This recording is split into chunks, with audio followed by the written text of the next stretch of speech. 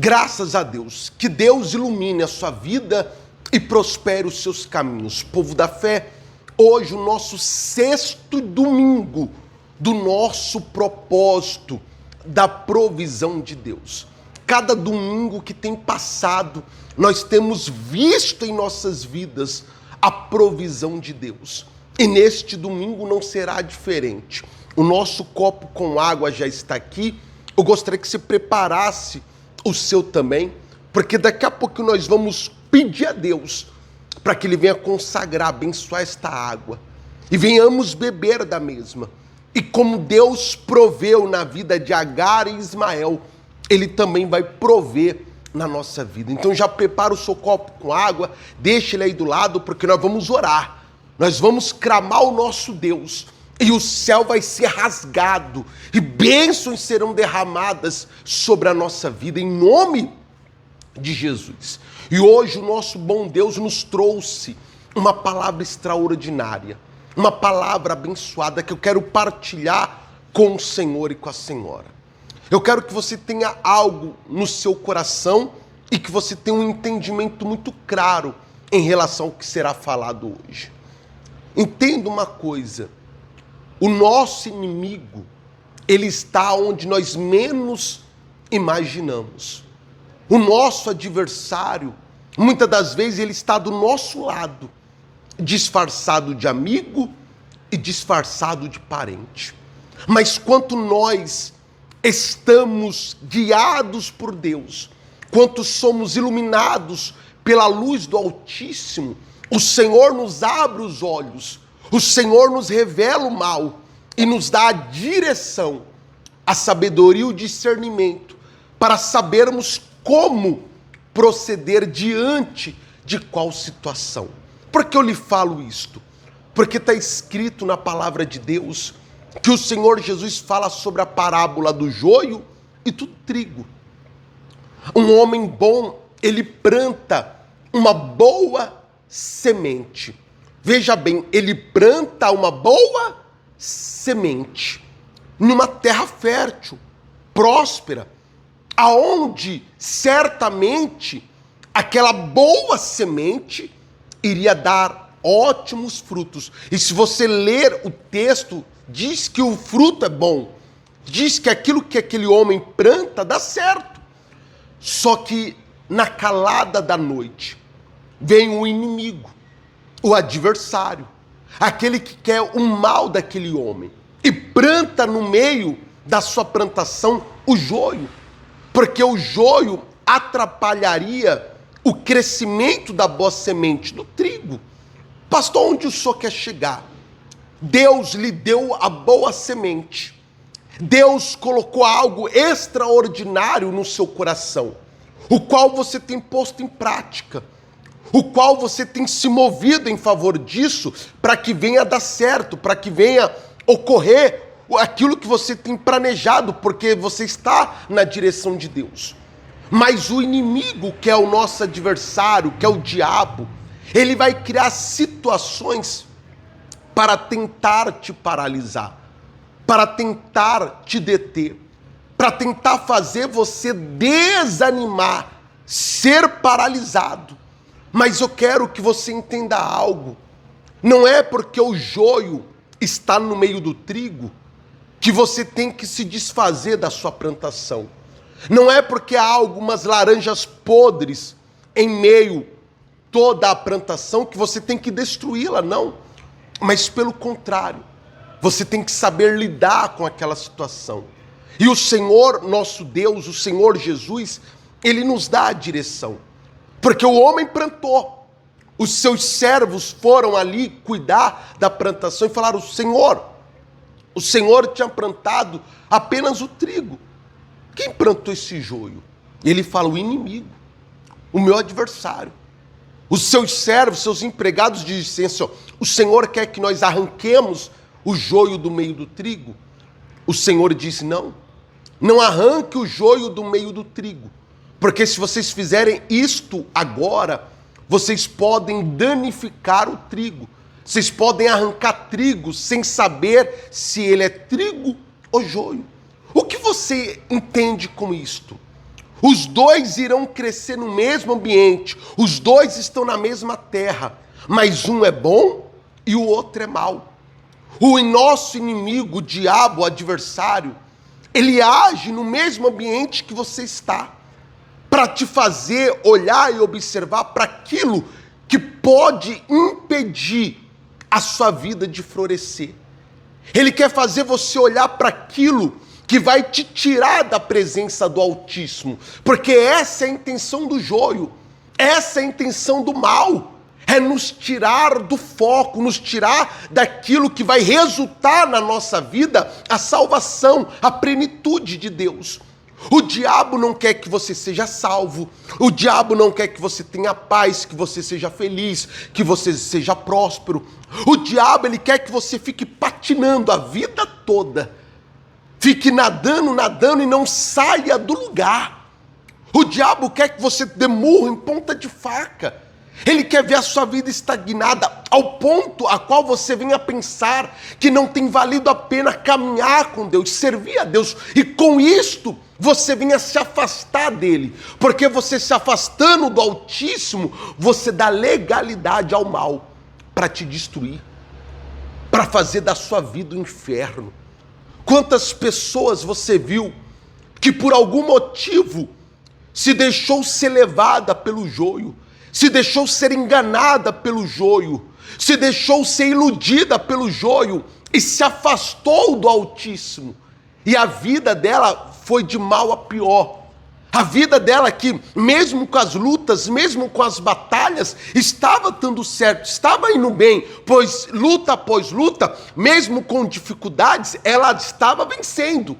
Mas a partir do momento que ela se afasta do nosso Deus, as coisas começam a sair fora do controle. E por ela estar longe de Deus, não tem quem faça ela tomar de volta o controle da situação. E aquilo que estava dando errado, acaba dando mais errado ainda, começa a se perder mais ainda. Aquilo que ainda tinha um fio de esperança, a esperança se perde. Tudo isto, porque ela se afastou de quem? De Deus. Porque ela olhou para o joio. Ela deu ouvido para o joio. Entenda uma coisa, o joio, aos olhos físicos, aos olhos naturais, ele é mais formoso e bonito do que o trigo, sabia? Ele é pimposo.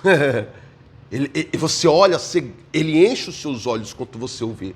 O trigo já não, é mais feinho, é mais mirradinho.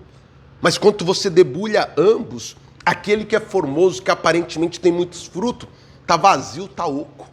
Já aquele que parece estar mirrado e parece ser feio, aquele está cheio de fruto. Pastor, como saber o que é o joio e o que é o trigo? É olhar para o testemunho, é olhar para os frutos do Espírito que há naquela vida. Como assim, pastor? Como a pessoa age fora do ambiente religioso. Porque dentro de uma igreja todo mundo é da fé, todo mundo serve o Deus Altíssimo, mas é fora desse ambiente que nós mostramos quem realmente nós somos. É onde os olhos dos conhecidos não estão, que nós mostramos a nossa verdadeira natureza. É longe do homem de Deus, da mulher de Deus, da autoridade eclesiástica, que muitas pessoas revelam quem elas são de verdade. Então é isto tudo que você tem que analisar. E olha o que diz na palavra de Deus. Deixai-os crescer junto até a colheita. E no tempo da colheita, direi aos ceifeiros, ajuntai primeiro o joio, atai-o em feixes para ser queimado. Mas o trigo, recolhei-o no meu celeiro. Muito bem, olha o que você acabou de ler comigo na palavra de Deus. Isso aqui é o Senhor Jesus falando. Isso aqui não é qualquer um não, meu amigo, é o Senhor Jesus. No dia da colheita, no dia de apresentar as contas, o dia de prestar contas com o nosso Deus. Ei, a prestação de conta não é quando Jesus voltar não, meu amigo. Ei, olha aqui. O que nós fazemos na terra nós escolhemos. O que nós semeamos na terra ceifaremos. E diante do Altíssimo, pastor, ali é o acerto de conta final. Então aquele que é mal na terra vai pagar. Aquele que é bom, aquele que procura ser justo, aqui ele vai encontrar justiça, aqui ele vai encontrar bondade. E no grande dia, no dia da colheita, aqueles os quais decidiram viver e obedecer à sã doutrina, este será salvo. E aquele que decidiu viver de forma dissoluta, que decidiu viver ao seu bel prazer, este também vai receber a sua paga. Olha o que o Senhor disse. No dia da colheita, colhei primeiro o quê? O joio. Porque o joio vai se destacar. Porque ele gosta de ficar pimposo, nariz em pé, olhar de cima para baixo para as pessoas, aquele olhar altivo. O joio, ele pensa que ele é superior, ele é melhor. Então, por isso se torna fácil distinguir o joio do trigo. Mas isto no tempo de colheita. O joio será reunido, atado e lançado no fogo. Ele será queimado, destruído. Mas e o trigo? O trigo vai ser recolhido e vai ser levado até o celeiro. O celeiro é o reino de Deus. É a salvação. É a paz eterna. É estar junto ao nosso Deus Pai, o exaltando e o glorificando. Muitas das vezes você tem se questionado algumas coisas na sua vida. Muitas das vezes você tem se perguntado se tem valido a pena caminhar com o Altíssimo. Mas deixa eu lhe dizer algo muito importante. Quem sabe o que planta não teme a colheita. Você tem plantado fé, então você vai colher milagre. Você vai colher o extraordinário. Você tem plantado fé, então você vai colher salvação. Mas aquele o qual tem plantado maldade, iniquidade, promiscuidade, vida errônea diante de Deus, aquele o qual tem vivido a vida de forma dissoluta, este terá uma ceifa não tão boa. Então, se eu fosse o Senhor, se eu fosse a Senhora, eu reavaliaria a minha vida e colocaria em uma balança para ver se os atos que eu tenho feito, as escolhas que eu tenho feito, têm sido para a minha salvação ou para a minha perdição. Se as escolhas que eu tenho feito têm me levado ao reino ou à sepultura.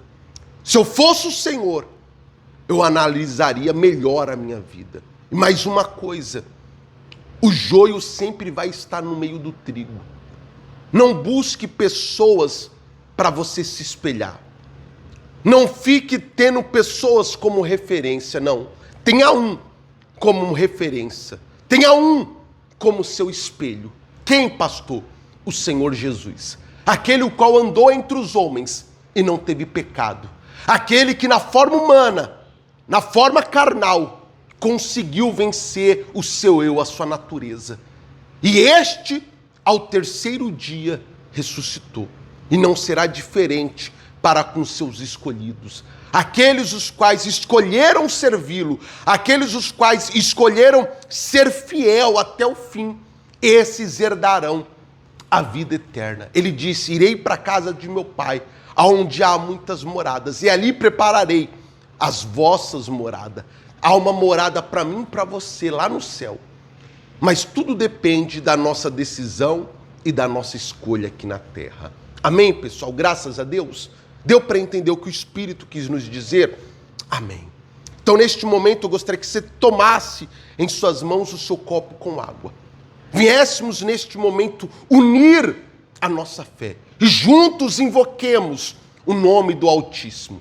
E junto à nossa petição, à nossa oração, que o Senhor venha salvar a nossa alma e venha prover para cada um de nós aquilo qual tanto temos necessitado e precisado. Então vamos orar, pois é momento de oração.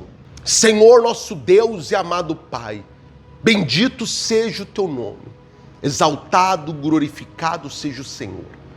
Meu Pai, que neste exato momento, o Espírito do Senhor venha sobre a nossa vida, a nos limpar, a nos purificar, a tirar do nosso coração a imundícia, o pecado, tirar do nosso coração aquilo qual nos tem feito se perder, se distanciar do Senhor. Que Que neste momento, meu Pai, o Senhor nos dê força a vencer a nossa natureza. Que o Espírito do Senhor nos convença das nossas falhas e pecados. E assim venhamos, meu Pai, mudarmos a direção a qual temos trilhado a nossa vida. Assim, meu Pai, venhamos exaltá-lo através da nossa vida. Assim venhamos servi-lo de todo o nosso coração.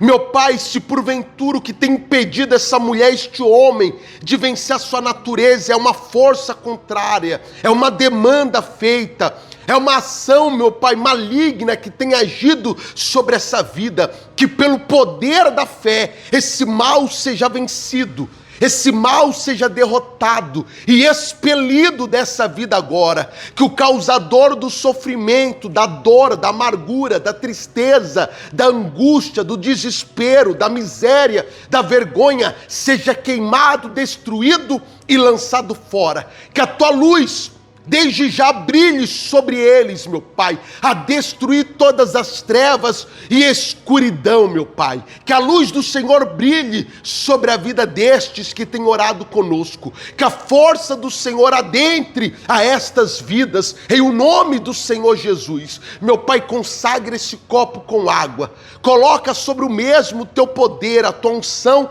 e autoridade. E quanto nós bebermos do mesmo, meu Pai, sejamos sarados, curados, livres, libertos, que a provisão do Senhor esteja sobre a nossa vida. E aonde essa mulher, este homem, derramada esta água, que ali, meu Deus, a provisão do Senhor se achegue a estas vidas. Em o nome do Senhor Jesus. E aquele que crê, diga amém. E graças a Deus. Amém, meu amigo. Tenha uma certeza. O nosso Deus nos ouviu e Ele já operou na nossa vida. Então, neste momento, beba da água abençoada.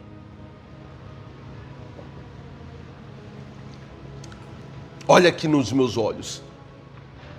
Tenha uma certeza. A sua vida mudou. A sua história mudou. As escolhas serão diferentes e os resultados também serão. Domingo que vem é o último dia do nosso propósito. Eu gostaria que você estivesse pronto, porque nós vamos orar. E como Deus proveu na vida de Agar e Ismael, Ele vai prover mais uma vez sobre a sua vida em nome de Jesus. Fiquem com Deus e até mais.